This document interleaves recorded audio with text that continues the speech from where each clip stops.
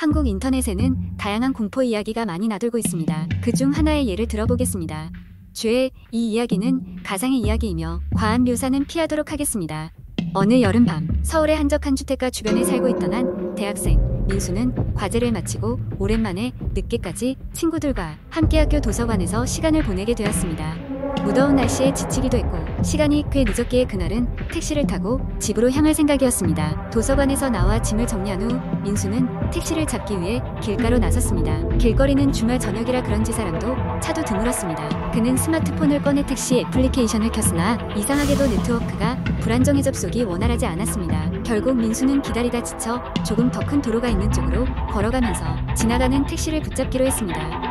도심에서 다소 떨어진 곳이라 횡단보도 너머로 펼쳐진 한적한 골목길들을 지나갈 때 문득 누군가의 시선이 느껴졌습니다. 뒤를 돌아보았지만 아무도 보이지 않았습니다. 조금 찜찜했지만 크게 신경 쓰지 않으려 했습니다. 늦은 시간이니까 그냥 기분 탓이겠지라고 스스로를 안심시키며 발걸음을 재촉했습니다. 몇 분쯤 걸었을까요? 뒤에서 느껴지던 미묘한 압박감은 사라지지 않고 점점 강해지는 것만 같았습니다. 민수는 다시 한번 뒤를 돌아보았습니다.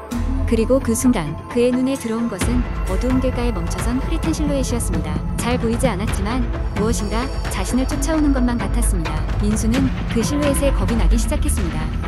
그는 본능적으로 발걸음을 빠르게 재촉했지만 뒤에서 들리는 발걸음 소리도 함께 빨라지는 듯 했습니다. 심장은 두근거리기 시작했고 호흡은 갈수록 가빠졌지만 그는 멈출 수 없었습니다. 그는 그저 직접 돌아보지 못하고 길을 계속 달렸습니다.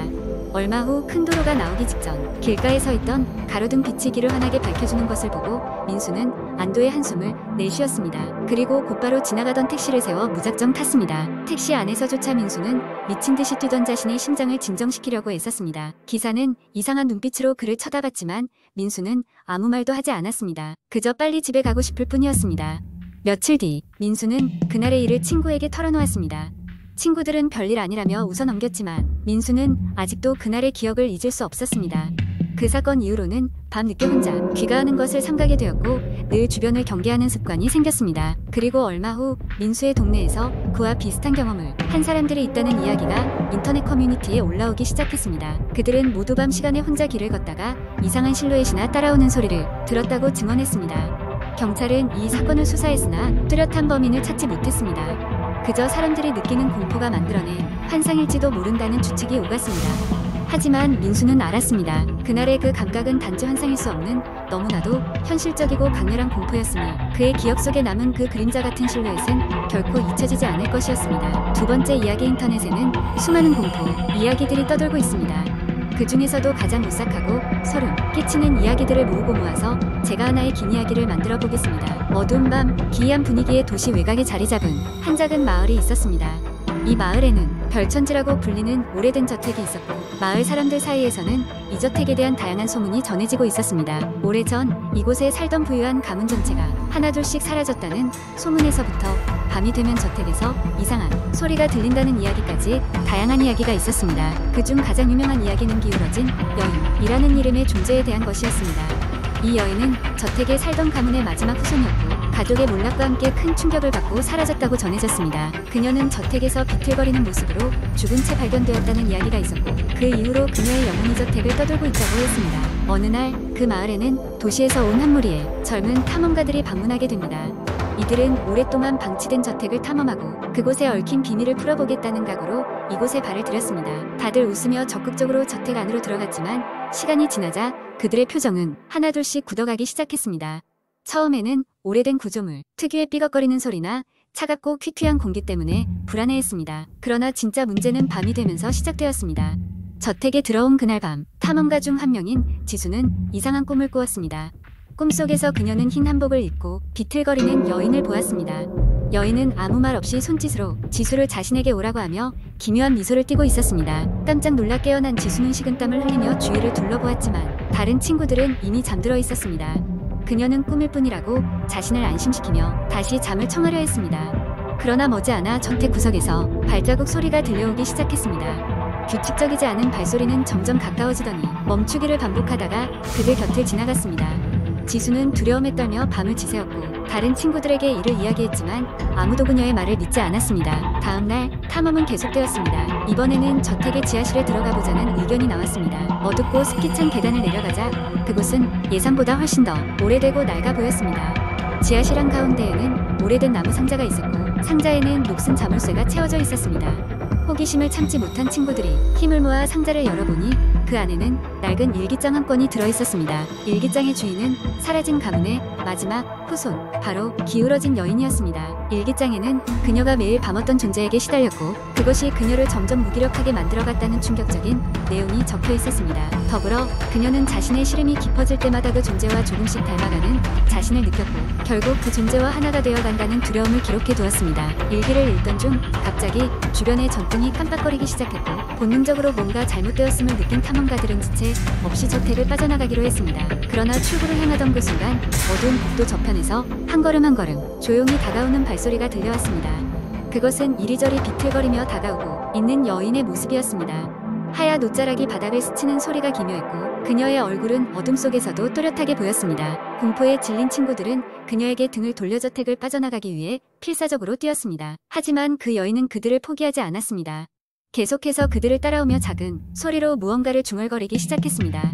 저택을 빠져나와 겨우 마을로 돌아왔을 때 그들은 심장이 터질 것 같은 두려움과 후회로 가득 차 있었습니다. 그날 밤 이후로 탐험가들은 꾸준히 악몽에 시달렸고 마치 무언가가 항상 뒤쫓아오는 것 같은 불안감에 사로잡혀야 했습니다. 마을 사람들은 다시는 그 저택에 발을 들이지 않았고 별천지는 시간이 지날수록 점점 더 외부와 단절된 채 잊혀져 갔습니다.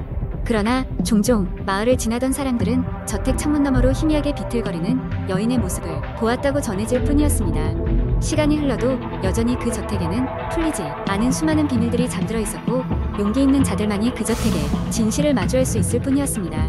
세 번째 이야기, 아직도 그날의 기억이 생생하다. 몇 년 전 여름, 나는 친구들과 함께 작은 시골 마을로 여행을 떠났다. 마을 외곽에 위치한 오래된 한옥집을 빌려 며칠 동안 머물 계획이었다. 주변에는 숲이 우거져 있었고 밤이 되면 온갖 벌레 소리와 함께 으스스한 분위기를 자아냈다. 한옥집에 도착한 첫날, 우리는 짐을 풀고 저녁 식사를 준비했다. 집은 고풍스러운 매력을 가지고 있었지만 어딘가 모르게 서늘한 기운이 느껴졌다. 특히 거실 한쪽에 놓인 오래된 장식장이 신경 쓰였다. 그 장식장 안에는 왜인지 왠지 모르게 불길한 느낌의 오래된 인형들이 가득했다. 마을 사람들의 이야기로는 그 인형들은 예전에 이 집에 살던 가족들이 남긴 것이라고 했다. 그 후로 그 가족들은 갑작스럽게 사라졌고 그 신비로운 실종 사건은 미스터리로 남아있다고 전해졌다. 첫날 밤 우리는 장식장에 대해 이야기하며 으스스한 기분을 떨쳐버리고자 술을 조금 마셨다. 그러다 보니 어느새 시간이 지나 깊은 밤이 되었고 하나둘씩 잠자리에 들었다. 침대에 누운 나는 쉽게 잠이 오지 않았다. 창밖에서는 바람에 흔들리는 나뭇가지 소리가 계속해서 들려왔고 어둠 속에서 이상한 기분이 스멀스멀 피어올랐다. 그때였다. 거실 쪽에서 작은 소리가 들리기 시작했다. 처음에는 바람 소리나 친구들이 잠결에 내는 소리인 줄 알았다. 하지만 점점 더 명확해졌고 이윽고 그것이 장식장이 있는 쪽에서 나는 소리임을 감지했다. 마치 무언가가 장식장을 두드리는 것처럼 톡톡 소리가 났다. 나는 놀란 마음에 친구들을 깨우려 했지만 몸이 굳어 움직이지 않았다. 마치 꿈속에서 움직이지 못하는 것 같은 느낌이었다.